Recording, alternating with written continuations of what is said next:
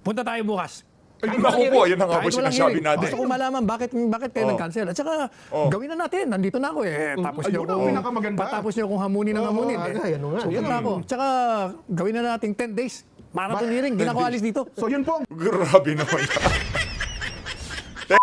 Kumusta ko kayo lahat dyan mga kababayan? Welcome back sa PH Update. Yan na nga ho ba sinasabi natin?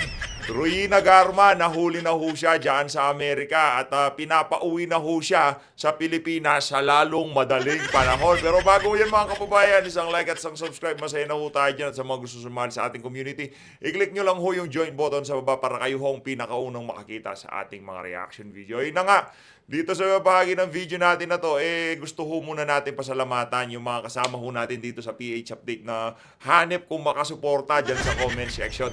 Shoutout ho muna natin, mega love shoutout dito kay Vince Hawk. Maraming salamat ho sa pagsuporta sa PH Update. Mega love shoutout.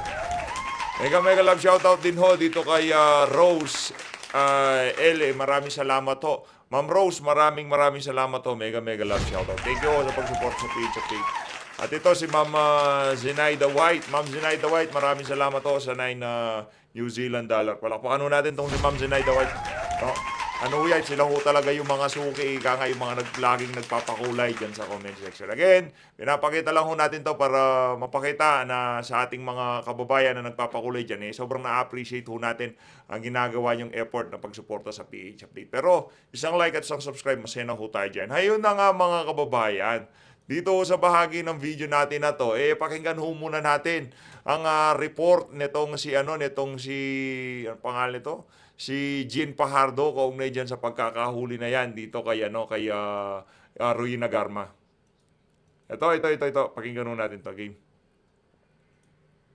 Wala pa pong kaso po, wala pa pong na-file na kaso, yung mga kaso po supposedly na i-file against her and others po. Ang hirap nung kalagayan nitong si Ruina Garma Kakalabas lang niya, ngayon kulong na naman siya. Sa tingin natin, meron ho talagang hocus-pocus na nangyari dyan sa House of Representatives noon hong nakakulong siya. Kaya ngayon, wala ho siyang choice kundi tumakboy ka nga kasi sa ayaw sa gusto niya, pagka hindi pa siya dumalo sa susunod na pagdinig dyan sa Senado, pwede ho siyang i-contempt dyan. At siyempre, napabalita na rin na itong si Tatay Digong doon. Umalis ho siya noong November 7 at ang pagkumpirma ni Tatay Diggs na dadalo siya dyan sa Tuwadcom noong kahapon, November 11. Malayo ho yung pagitan. Hindi pa ho nagkukumpirma na dadalo itong si Tatay Digong. Umalis na ho yung si Ruina Garma. Pero sigurado, anticipated niya na talagang magkakaharap sila ni Tatay Digong sa Senado ay dyan sa House of Representatives. Baka isa ho yun sa mga naging motivasyon kung bakit sinubukan ho niyang tumakas. Di ba? Particularly yung their alleged connection doon po sa Bagayuga case. I understand, since a matter of days po ma-file. So, yung whole departure order po kasi ang nag-i-issue po niyan ay korte kapag kami naisampa na pong kaso. So, sa ngayon po, ay wala pa pong kasong naisampa sa kanya. So, there is no prohibition for her to travel outside. Hindi, pag-usapan muna natin yung usaping bangag. Ito pambira tong si Jean Fajardo, sinusugan pa niya yung posisyon ng kanyang amo pagdating sa ipinagbabawal na droga. Paklase ko talaga itong administrasyon na to. Lahat bangag. Ito naman mga kababayan, ang reaksyon nitong si DILG Secretary John Vic Remulla dyan sa pagkakahuli na yan nitong si Ruina Garma dyan sa Estados Unidos. Ito ho, ang bilis nitong si Ruina Garma, isang iglap lang, nasa Estados Unidos kagad. Sunday here. Pier 104. She arrived in the U.S. in San Francisco. Wala siyang hold departure order. She's not been charged with a crime, kaya pwede siyang lumabas ng bansa. Correct. Kasama niya ang kanyang anak na babae. Siguro ho yun yung anak niya na merong merong pinagdadaanan, di ba? Yun siguro yung kasama niya doon at ang masakit ho nito imbis na siguro iniisip nitong si Garma, alis na lang ako para pagdating doon mananahimik na ako doon. Hindi na nila ako makikita doon. Ho dyan ngayon pang nanalo si Trump dyan, ngayon ko pa nagpunta dyan. Talagang, di ba? Meron nga akong mga bali-balita na yung mga kababayan nating kulang-kulang ang dokumento dyan sa Estados Unidos, nanganganib na ma-deport, di ba? Tapos ngayon, nagpunta ka pa dyan na ngayon kakapanhalo ni Trump. Talagang Di ko natin alam kung anong mga pumapasok sa utak nito si Rina Garma, no? As far as we know, and it's been verified that she had no departure order, she had a visa, but apparently in the course of the hearings ng Senate, her visa was canceled.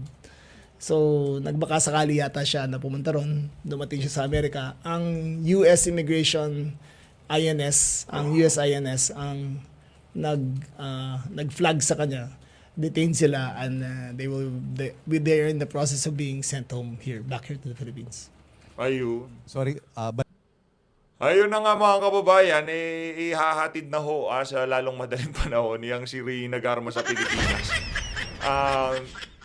Dahil nga ho, diyan sa diyan sa ginawa niya na yan, sa tingin natin, hindi ho yan magugustuhan ng mga tao diyan sa...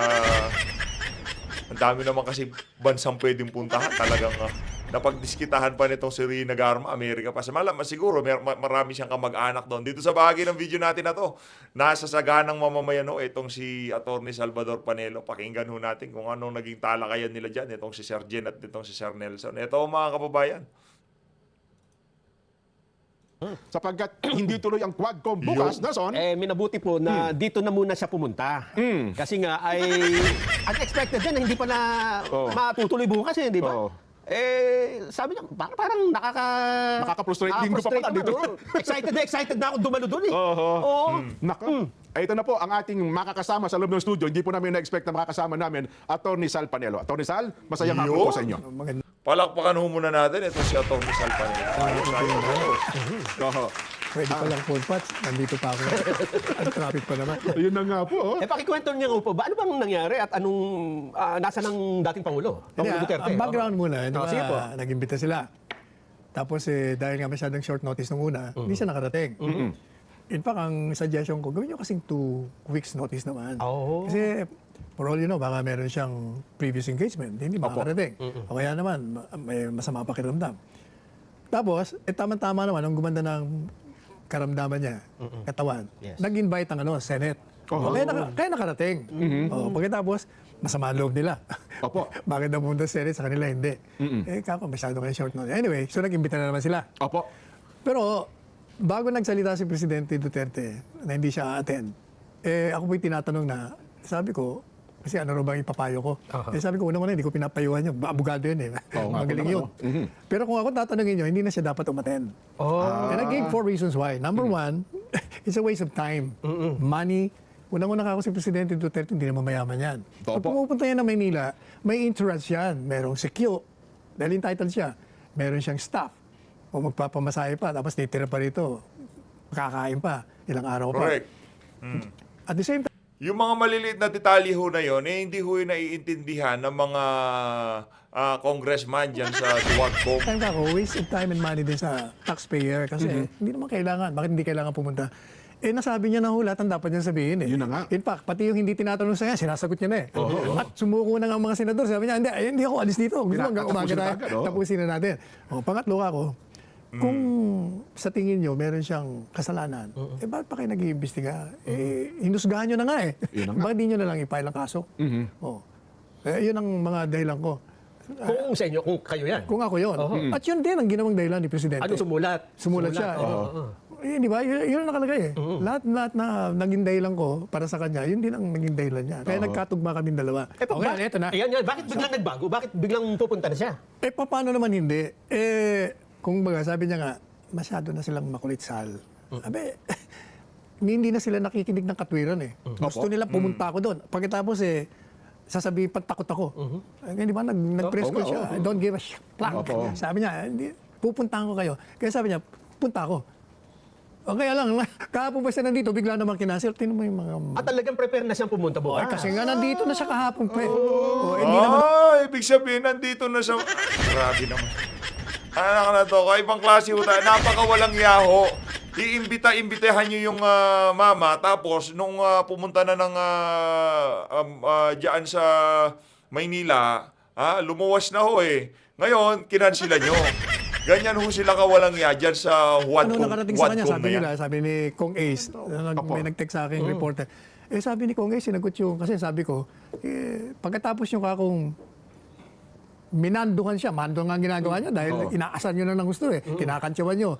Sinasabi niyo pantakot. Kaya nagpunta na siya. Sabi nga ni Presidente Duterte, para matapos na yan, magkaalaman na kami kung anong gusto ba nila. At sige, punta na ako. Tapos biglang kinancel din yun. Wala man kayong notisya. Walang sabi na... Ang sabi ng Congress, nagpadala raw sila. Na notice. Pero kailan nyo pinadala? Pinadala niya, at pinadala nyo kanino? At kaninong address? Hindi niya alam eh.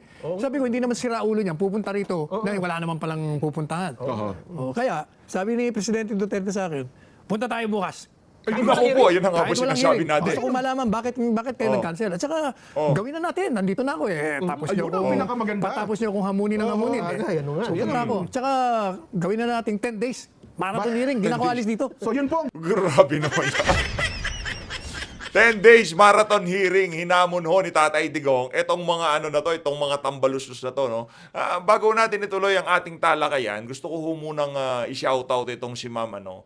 Itong si Ma'am Ariza Yen, isa ho yan sa talagang napakasugid dyan sa comment section. Mega love shoutout, Ma'am Ariza Yen, salamat po sa napakatinding suporta. For that Wadcom, is wala sa kanila ang word na courtesy at respeto. Highs, grabe sila. Sariling mundo to the highest level. Oo nga madam, ganun ho talaga. Wala ho tayong magagawa. No? Meron nung kanya-kanyang... hindi, yung kanya-kanyang mundo, wala ho sila noon. Kanya-kanyang interest, meron ho sila. Yung mga nandyan sa Twadcom. Tuloy ho natin mga kababayan. breaking news sa Atty. Sal, kahit yeah. walang pagdinig bukas ng Quadcom, pupunta ang Pangulong Duterte sa Kamara. Yun. Pupunta, sabi niya sa akin, punta tayo bukas. Para sabihin natin sa kanila, ako ready, ako nandito, pinapunta niyo ako, nasaan kayo? At saka kung wala kayo, gawin niyo natin 10 araw, sige, para hindi na ako masyadong magasto, Pambira. sabi niya. Nako.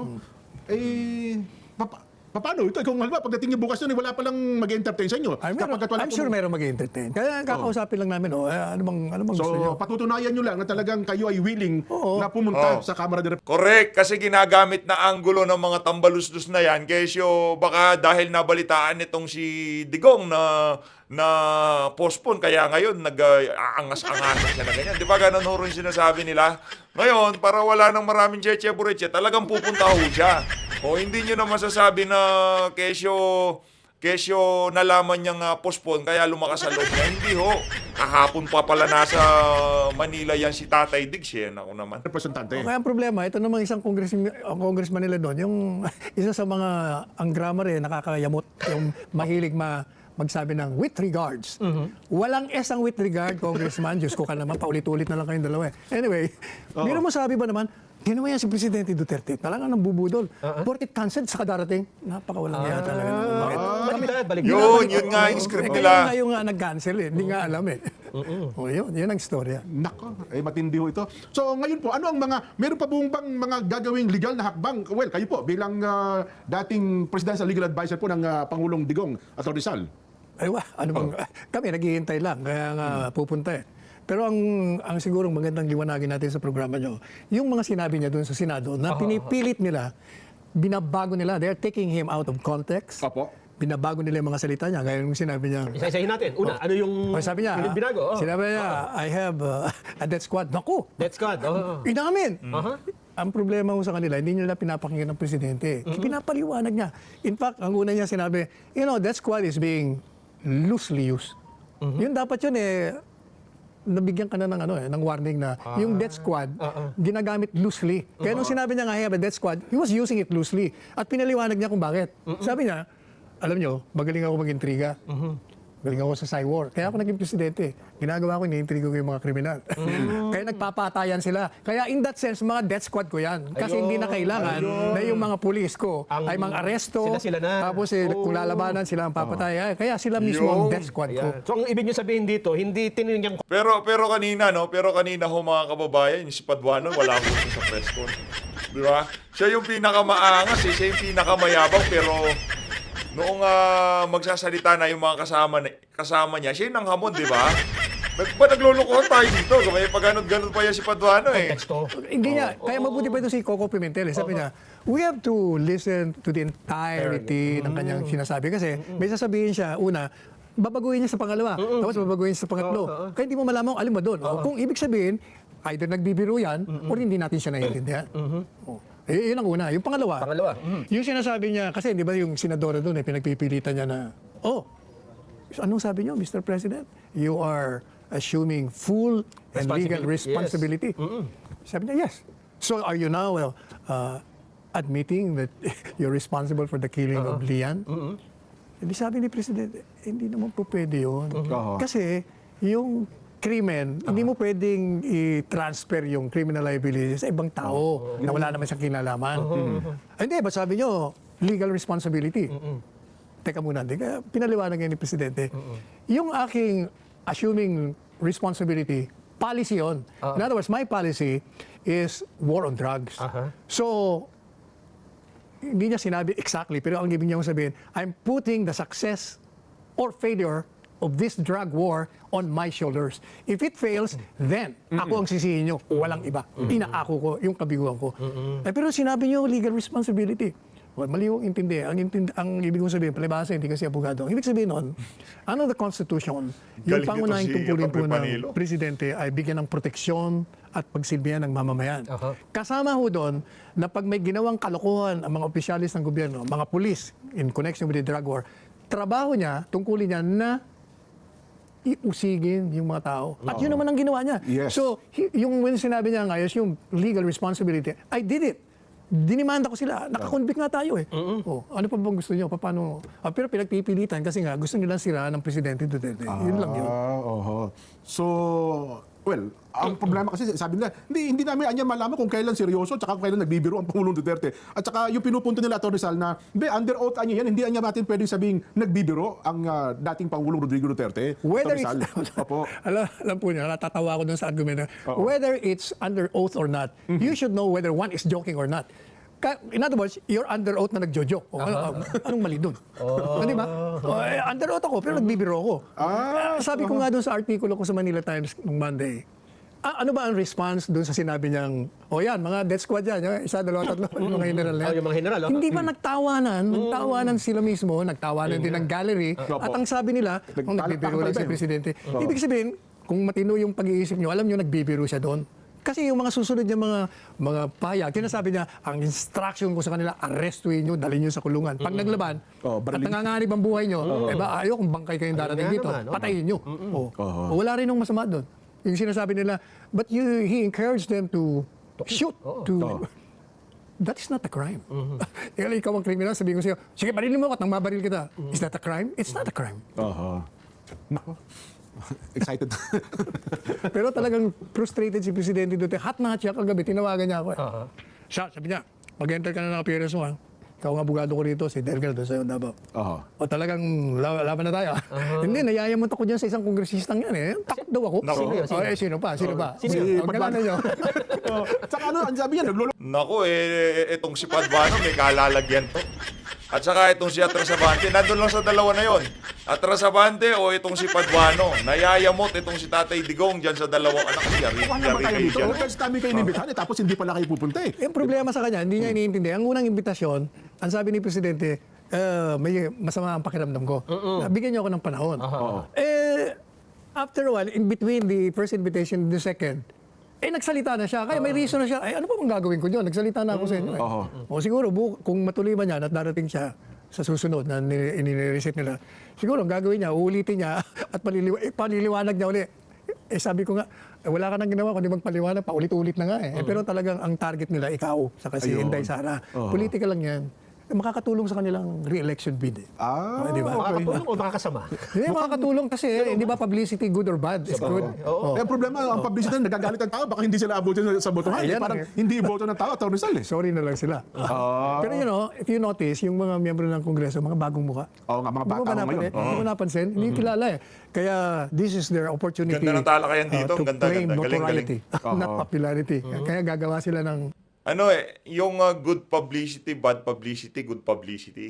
Hindi na ho tayo hindi na ho tayo nabibenta to kasi nangyari kay Trillanes, kay De Lima, puro bad publicity, wala, lumubugo sila lang. yung kaibigan Diba? Ay, nako. Pero yung ano naman, yung sa statement ni Colonel Garma, Atty. Rizal, yung sinasabing ang nag-utos ukol doon sa reward para doon sa mga pagpatay, anong sagot ng Pangulong Duterte doon? hindi po ba sinabi niya, nagsisinungaling niya, walang reward. Ba't mga siya magre-reward? Trabaho nila yun. Alam po niyo, ang tanong, bakit nagpumirma ng ganon? alam nyo, nung umpisa pa lang, sinabi ko na either pre-measure yan o may konsiderasyon yan. And I think, totoo nga pala. Bakit? Alam nyo ba kung nasa si Garma ngayon? Ayun na po, nasa US nga rin po eh. Exactly, na-release na. At kasama yung anak na may sakit. Sa tingin ko, yun ang konsiderasyon. I-release ka, tulungan ka namin yung anak mo may sakit. Yun ang reason. Saka di ba, umabot pa ho ng ilang araw, November 7 siya umalis, ngayon na-discover lang yan, kaninang umaga. Ibig sabihin, talaga hong yan na merong lumakad para makalabas siya ng bansa. Sino ba naman di nakakakilala kay Garma? Diyan sa ano tawag dito? Diyan sa Bureau of Immigration, di ba? Posibleng hindi ka mamukhaan. Isa ka doon sa mga nag-iiyak-iyak nung binabasa mo yung sworn affidavit mo di ba? Kaya nakakapagtaka ko, bakit nakaabot pa yan ng Estados Unidos, di ba? Problema, bigla namang hinuli ng immigration officer ng US sa utos naman daw ng DOJ. Yun po ang latest ngayon. Atty. Sal. Siguro, sasabihin ng mga, tinulungan ka na namin. Iba ng ahensya yan. Ibang DOJ na yan, hindi na kami yan. Pero paano kung mag-iba ng linyahan ng testimonya? Ay, di magsasalita na yan. Sigurado. Lalabas na totoo. Parang nung kay Colonel Grijaldo. Di parang tama pa rin sa pantako, Nelson. Di ko halimbawa, ako si Colonel Garma, ang sabi ko sa akin, kukunin yung anak ko Di ba? Na ilalayo sa akin, kukunin daw ng DSWD. Tapos yung aking yaman daw ay iimbestigahan mabuti nila. Di, ang nangyari, sumunod na lang siya kung ano ang gustong sabihin ng mga miyembro ng Quadcom. Di ba? Oy, Kaya kawawa naman. Kawawa. At saka napansin natin, di ba, nung nagsasalita siya, binabasa yung affidavit niya, umiiyak siya Which means, hindi ka Hagulhol naman po, iiyak. hindi basta iyak lang, attorney, Hindi ka naman maghahagulol kung yun sa kalooban mo. Kaya, anong tawag doon? Tim sa kalooban mo. Pero talagang kontra Parang iba yung damdamin kaysa dun sa message nung binabasa. Kaya nga, ilang beses pinaulit, di ba? Pangalawa, tingnan nyo tingnan nyo yung affidavit niya. Sinasabi niya na tinawagan daw siya. Tapos lilika daw ng isang malaking proyekto. Pero tingnan mo yung timeline, hindi pa siya presidente. Hindi pa siya presidente. Kasi May of 2016, wala nga siya sinabi kung Petsa. nahalal na ba siya o maghahalalan pa lang. Pero May, hindi pa siya Nakapanumpa. July. 30 pa July. Bakit ka naman gagawa ng gano'n? That's one. Another thing, nung sinabi niya na nag-create ng task force para yung sinasabi niya kung ano mga detalye ron, mapansin mo, doon sa isang paragraph, sabi niya, I was invited to join the task force, but I declined. Tinanggihan ko kasi wala akong karanasan sa ganung uri ng trabaho. Kung wala ka palang karanasan, dati kang police director ng Davao, ibig sabihin, you were not involved. So if you were not involved, paano mo masasabing may nalalaman ka sa mga sinasabi mo ngayon na drug war, may reward and all that? Ibig sabihin, hearsay. At pagdating doon sa mga susunod na paragraph, sabi po sa akin ni Leonardo ganito. Pinarating po sa akin ni Leonardo ganito. Ibig sabihin, talagang puro lang galing sa ibang tao, hindi sa personal na knowledge mo. Kaya, pag yun po yung ginamit mo, kahit sa hukuman, hindi tatayo yun. Kaya hindi ako nag-warning, sinasabi nila na dadalhin namin sa ICC o didalhin nyo. It will never stand in So court. yun nga pala, yung punto na yun, sa ICC na sinasabing, well, di ba mayroon silang complaint doon sa ICC na mukhang ang nangyayari sa Quadcom ay para bagang nagkakaroon ng mga buhay na tao, mga statement, para patibayan yung complaint nila sa ICC, attorney. Nakapile na. Pero ang problema ho doon, yung transcript sa Quadcom, kahit sa Senate, will never validate any claim na may extrajudicial killing. Tingnan nyo, hindi ba yung lahat ng resource person doon may unang gagawing affidavit? Tapos magre-retract bago papag-uwi na naman. Hindi pa pwede yun. Pwede ba yung ganoon? Madali sabi, hindi ka panipaniwala, hindi credible yung mga pahayag nila doon. Kaya So hindi na pwede i-extract yung hindi, kahit na nga i-present mo yun sa court, hindi bibigyan ng halaga ng hukuman yun. Baka naman iba hindi ka panipaniwala. Baka ibang pamantayan ng ICC, attorney Sal, hindi so Kung politika. Kung sa politika. Kaya nga tayo umalis di ba? Katunayan, ako ang nag-advise yan as Presidential Legal Counsel. In-advise ko na, umalis na po tayo dyan. Ayun. Attorney Sal, saglit lang. Hinimuna kayo ng may babasa lang kami ng mga reaction. May kinalaman sa ating Vox Populi. Pero ulitin mo muna yung box. Ang ating Para, tanong, sa mga nakikinig ng radyo. at saka para kay Attorney Sal Yes, rin, oo. sa tingin ninyo, natakot ba ang Quadcom sa pagdalo ng Pangulong Duterte sa kanilang pagdinig bukas? Kayo, Attorney Sal, anong opinion niyo doon? Kaya kinansel? Kaya kinansen? Natakot mo sila o ano? Walang ibang pwedeng conclusion maliban doon Ganun po ba? Kasi sabi nila, takot yung presidente nga nandito na nga. Ba't yun yung kinahan? Ba't kayo umurong? Saka, even as wala silang binanggit. Nakita ko yung letter nila. Wala silang binanggit kung bakit kinakancel. Ayusin daw yung mga Anong ayusin? Ayusin daw Pumili daw ng testigo. Kailangan daw interviewin. yung betting process daw ata nila, yung maharap na ano. Ang sabihin mo, maghahanap sila ng testigo para siraan si presidente. Ngayon wala. Wala pa siguro ngayon. Hindi pa darating. Kaya, Pang-kontra. Parang ganun. Tignan natin ang mga reaksyon sa Facebook. Opo, Carlos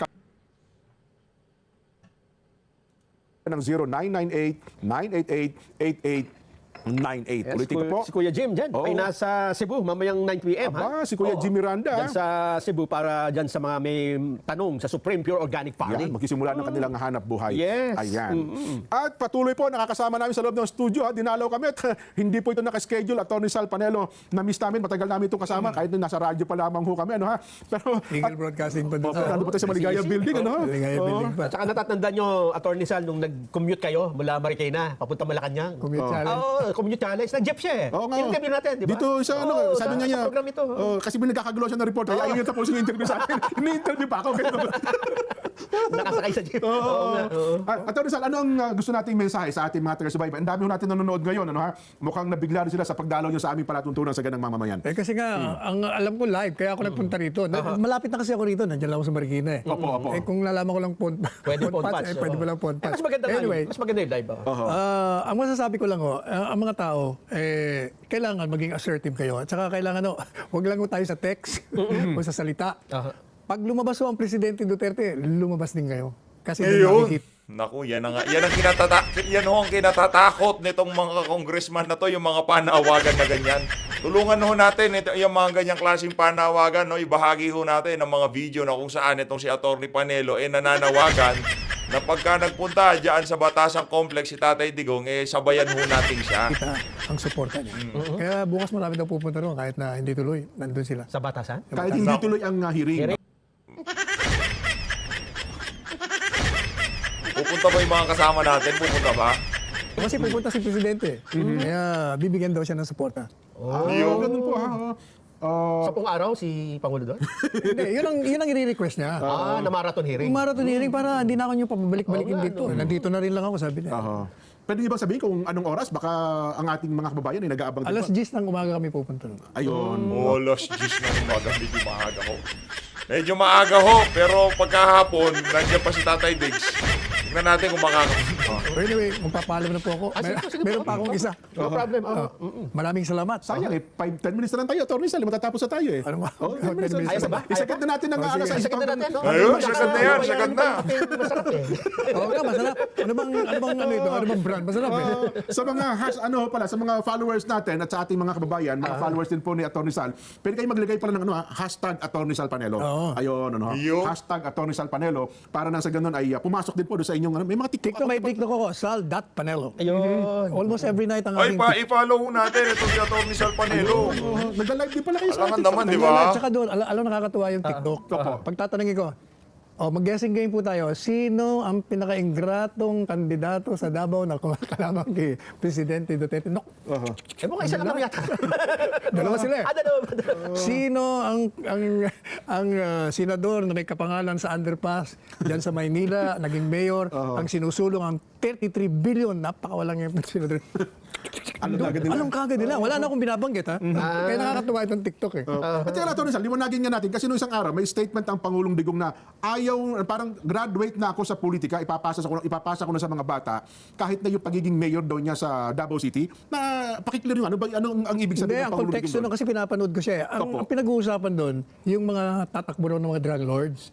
Kaya tinatanong siya ng mga reporter, anong gagawin niya? Ayoko na, bahala, ayoko na sa politika. Parang yun ang context noon. okay. Ayaw niya, I don't want to run after them. Tapos na ako dyan eh. Iba naman, iba na lang. Yun ang context na. Ayun, so hindi niya, kasi ang parang ang dating, Parang ang dating, hindi na sa tatakbo. hindi na sa tatakbo, ipapasa na niya kung sino man ang kalaban niya. Hindi. Tatakbo pa rin. Run after them pala. I will not run after them. Let others do that for me.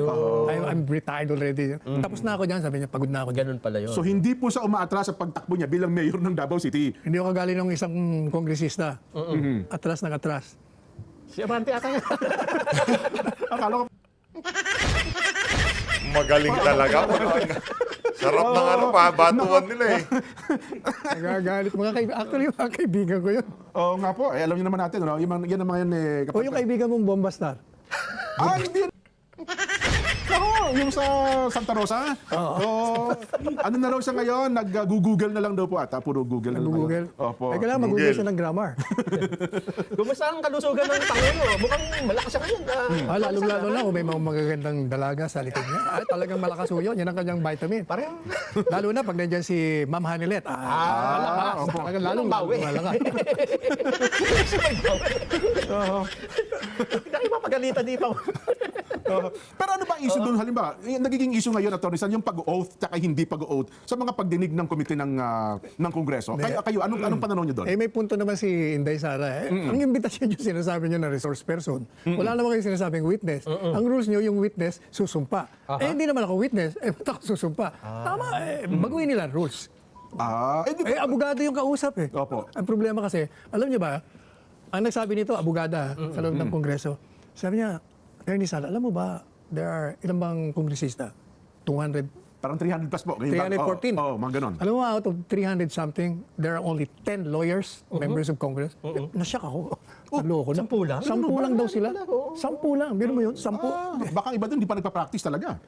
Definitely. Di ba? Kasi yung kausap ko, hindi rin nagpa-practice. Yun na nga, naging abogado lang talaga. Iba talaga kapag nag-practice. Pero ang Pangulong Duterte, nung humarap po sa Senado, nag-oath naman siya, Atty. Sal, di ba? Nag-oath din siya sa Senado. Di ba?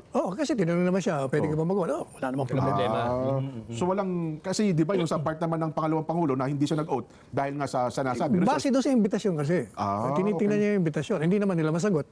O hindi na nga siya nag-oath. Anyway, sige po, basa pa kami ng mga reaksyon, Atty. Sal, at para tayo ay Ayun na nga mga kababayan, dito na una tatapusin ang ating reaction video. Maraming salamat po sa pagsuporta sa PH Update. Mag-ingat po kayong lahat. Mahal natin ang Pilipinas.